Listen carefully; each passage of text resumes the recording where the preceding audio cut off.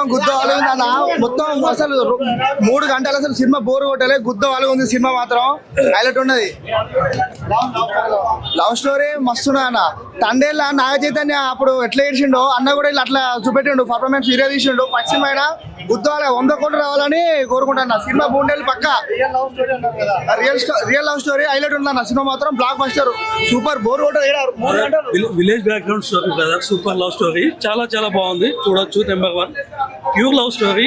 ఒక village background లో ఎలా ఉంటది మొత్తం బాగుంది. పర్ఫెక్ట్, సూపర్ ఉంది.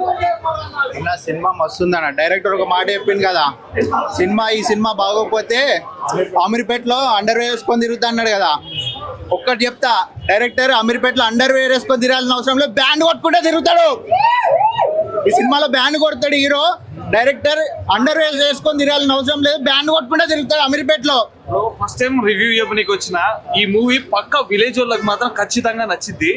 ఇది విలేజ్ దగ్గర వచ్చేటోళ్ళకి మాత్రం ఖచ్చితంగా నచ్చవుతుంది. ఎందుకంటే విలేజ్ లో లవ్ చేసే పోరగాడికి ఫ్రెండ్ అంబర్ తినేటోడు ఉంటాడు, వాడు మాత్రం అంబర్ తినేటోడు ఉంటాడు. మాక్సిమం ఇవన్నీ విలేజ్ లో ఉన్న వాళ్ళకి సెట్ అవుతుంది.